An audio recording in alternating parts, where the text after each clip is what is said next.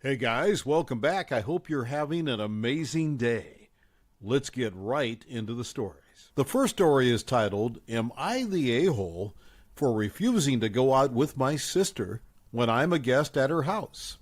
My sister has just given birth about a month and a half ago, and I went over to help her with the baby and house chores since her husband couldn't take a leave from work. The problem is, my sister is an extremely outgoing person and loves going to places trying out new things. Me, on the other hand, I'm burnt out. And all I'm thinking about for an outing is how I'll be carrying the stroller across the long metro stairs, the baby needing a diaper change, and us running into the nearest toilet, the heavy traffic, the loud noises. In short, I see it as stress and a chore, not something I do out of enjoyment. For several days in a row now, I've been holed up in my room and refusing to go out with her while she goes alone. Today, she told me we will just go to the nearest park and that it's unhealthy for me to stay cooped up in the house all the time. I declined again, and she became upset and said she wasn't in the mood to go out anymore.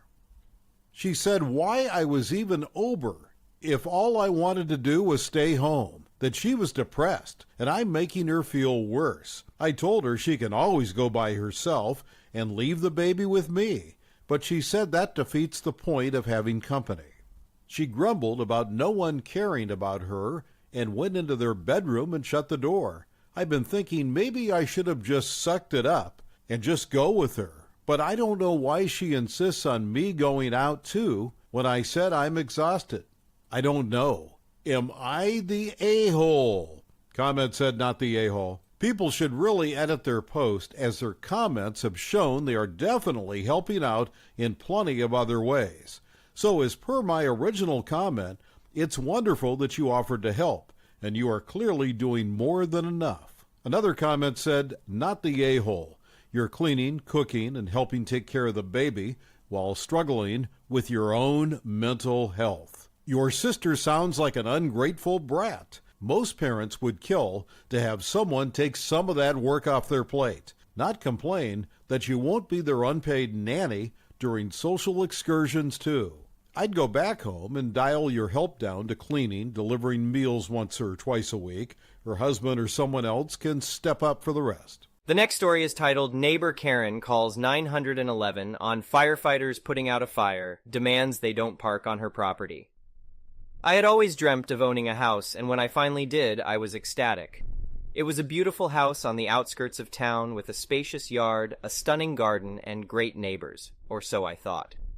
Little did I know that Karen, the lady who lived next door, was going to be a thorn in my side. When I first met her, I thought she was pleasant, but as days went by, she started showing her true colors. It all started when she asked me to borrow my lawnmower. Being the new neighbor, I didn't want to start things off on the wrong foot, so I obliged. Little did I know that it was going to be a mistake. The next day, Karen came banging on my door, accusing me of breaking her lawnmower. She wanted me to pay for the repairs, and when I declined, she started creating a scene. Things only got worse from there. Every time I did something she didn't like, she would find a way to complain.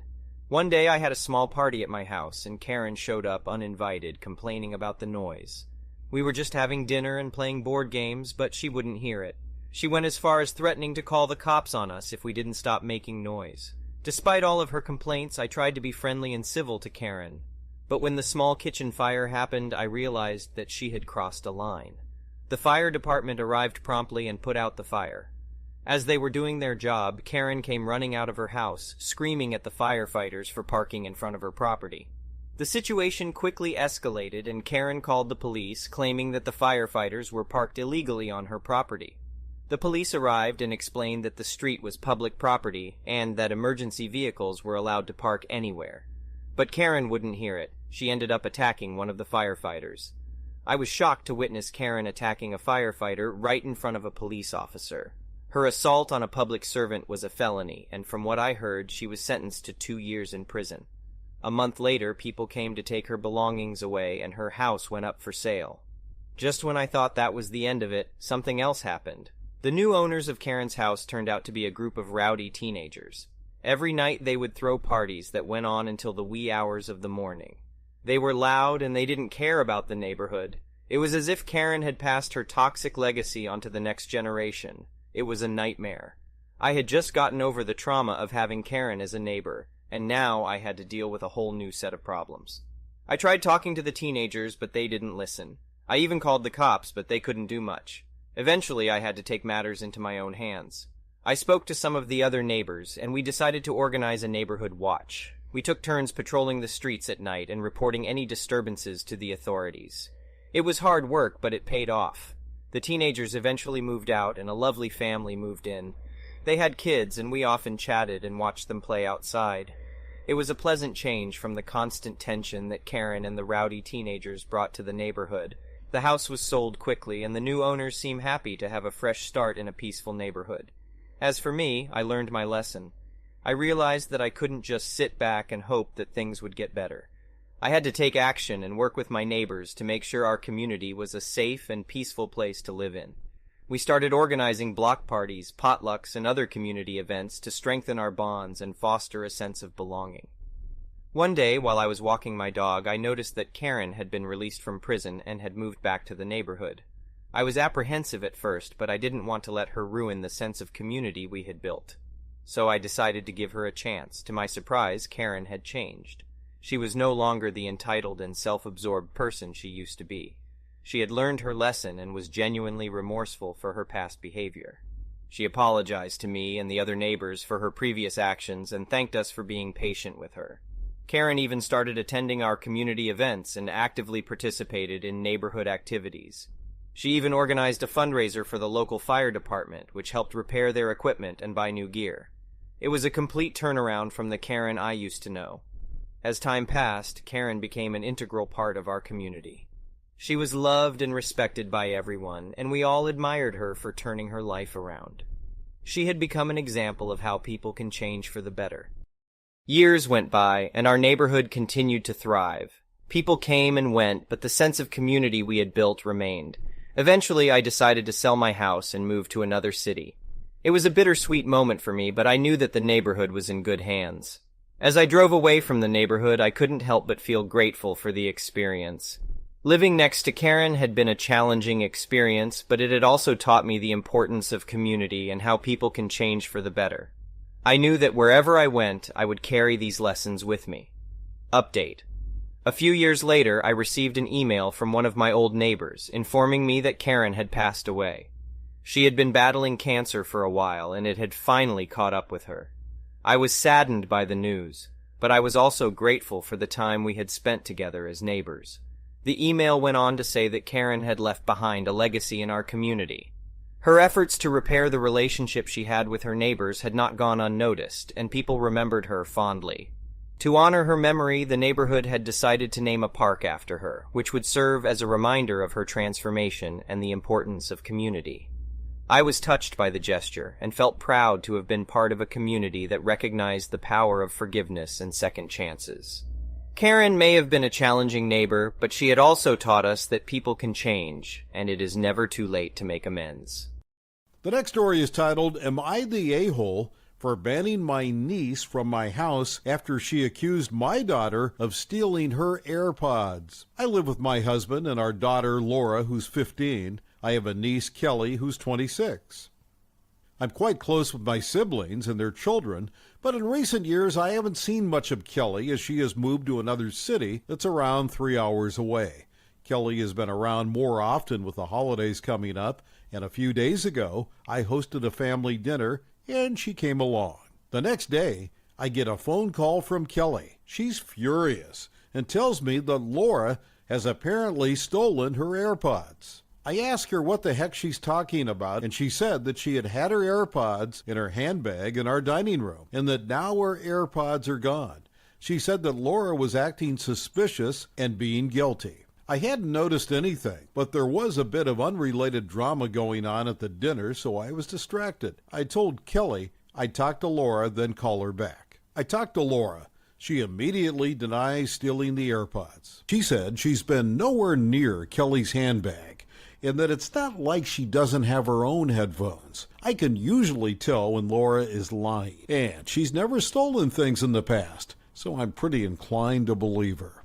I know I'm biased because she's my daughter, but I do know her very well. I called Kelly back a few hours later and told her that I don't know what happened to them, but Laura has definitely not stolen her AirPods. Kelly insisted that Laura stole her AirPods and starts telling me that me and my husband must buy her a replacement. I told Kelly that that's just not the case, and I'm sure they'll turn up. Kelly even went around telling all our extended family that Laura stole her thing and that she's a liar and a thief, and I'm enabling it. The day after that, I get a text from Kelly telling me that she found her AirPods and that they were in the car the whole time. Kelly seemed to think it was really funny, but I told her that I really do not appreciate that she jumped straight to calling my daughter a thief when she misplaced her own AirPods. I told Kelly she's not welcome back into my home after the stunt she's pulled. Kelly got really upset and accused me of trying to cut her out of the family and being too harsh on her. Now my siblings are mad at me for banning Kelly from my house and said I'm being horrible and bullying her. Comment said, "Not the a-hole. Why would you welcome someone into your home who accused your daughter of stealing?" Turns her unfounded accusation into a full-blown family drama, only to find they had misplaced the item and treat it all as a joke. No thanks. You're just protecting your family from another incident. Another comment said, "Not the a-hole," until Kelly has called every person in the family, retracting her slander against your daughter, and makes a public post proclaiming your daughter's innocence. She can pound sand. I wouldn't trust her in your home for a very long time. The next story is titled, "Am I the a-hole for getting a 15-year-old kid and his dad arrested on felony charges?" Early February, my bike was stolen from a cafe in broad daylight. A friend told me they found my bike listed on Marketplace, and sure enough, there it was. They'd stripped the stickers, saddlebags, lights, basically anything that was easy to remove and identifiable. But I could still tell it was mine. I messaged them asking if they still have it and say yes. We agree to meet up at a truck stop with the friend who tipped me off about the listing to look at the bike. I ask her about it. She has no idea about anything about the bike, claiming she's selling it for her son. After a few minutes of stringing her along and pretending to inspect the bike, I say, "Oh yes, this is the bike that your son stole from the restaurant. I'll be taking it back now." She claims that we're robbing her, tries to create a scene, and then my friend calls the cops for real. Cops arrive, question both parties, but she avoids responsibility by feigning ignorance, although the son is arrested for grand larceny. 2 days later, the kid's father calls me. My number was listed publicly on my Facebook, and tries to talk me into dropping the charges or because this would ruin his life, and kids make mistakes. I tell him that the situation is no longer in my control. Lie. And then tries to convince me to put in a good word for his son in hopes for leniency.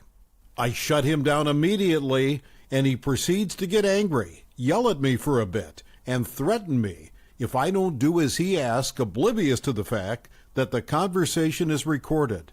I turn the recording over to the police. Dad is arrested for intimidating a witness.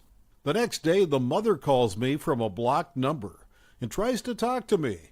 But as soon as she identifies herself, I tell her to duck off and not call me again, or I'll be reporting her to the police as well.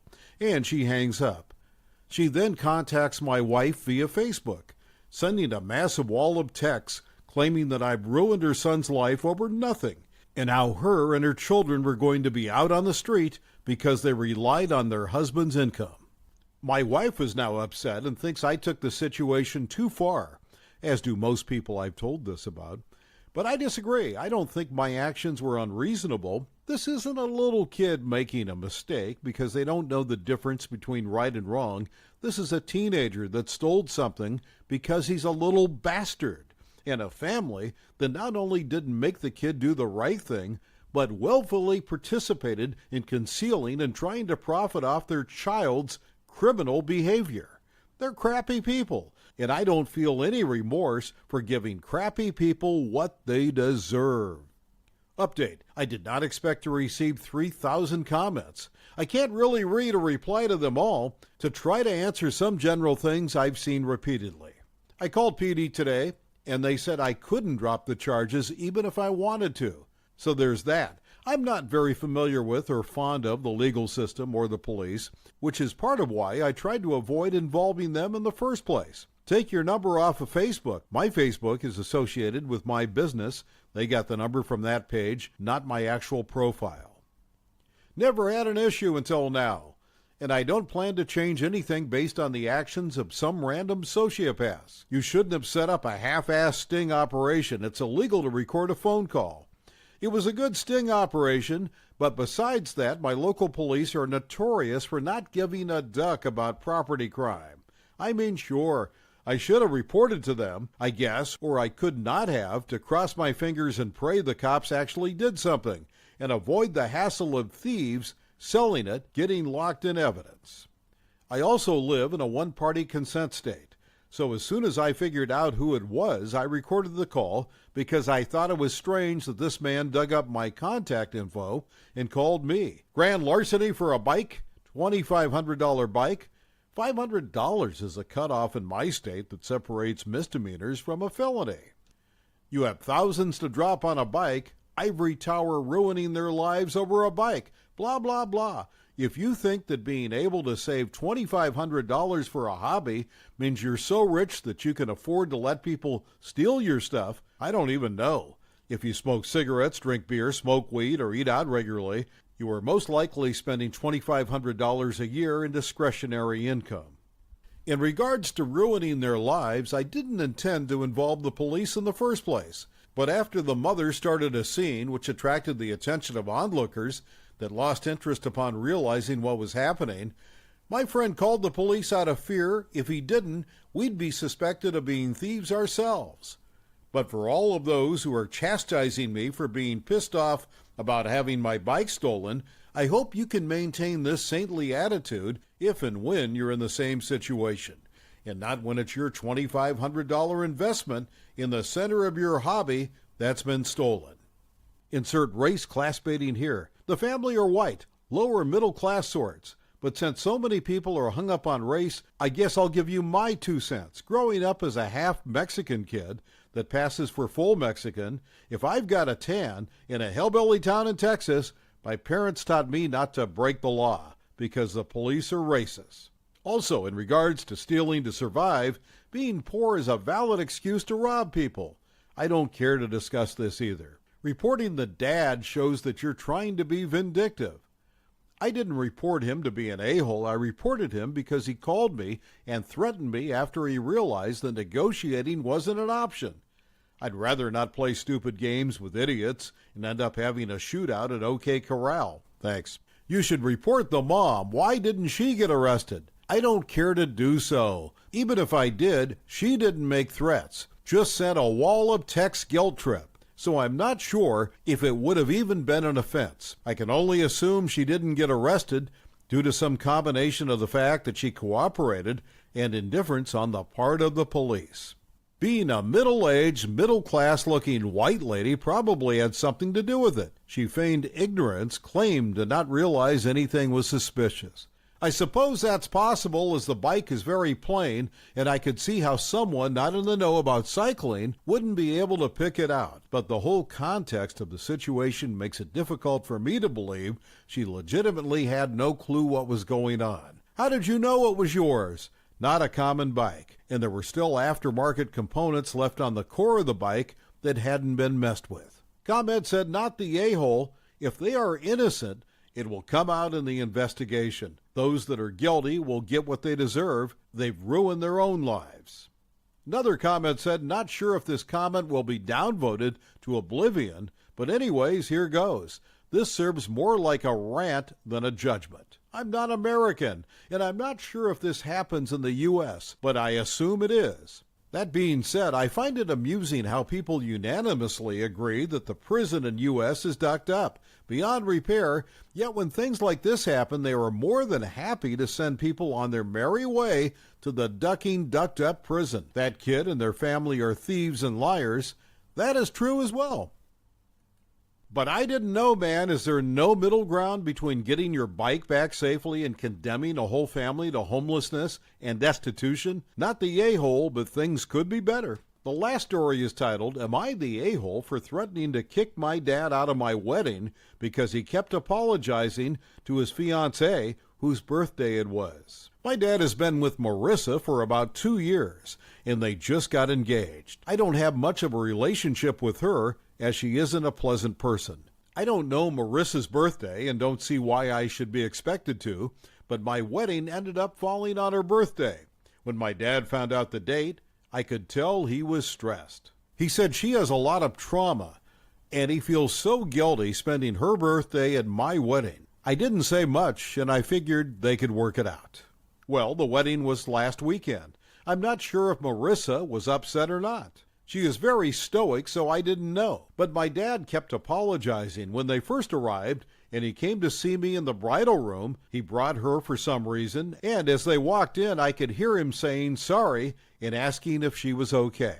Right before the ceremony, he had her on his lap and was whispering, but I could hear it. He was saying he wished she could open her birthday presents, and she was like, I just don't want to do it today. Then he said, what if she opens them and he buys new ones for the day they celebrate? Then my grandma comes over and tried to give her a gift, and he was just so annoying about it. Final straw was during the reception. Marissa was complaining to my grandma how she hates chocolate cake, the only cake we had, and my dad took her in his arms and was asking if she wanted to go out later and get something, and again apologized. I finally snapped and yelled at him, if my wedding was such a burden, take the child he is dating and get the duck out. I meant it because of her actions, and there isn't a big age gap.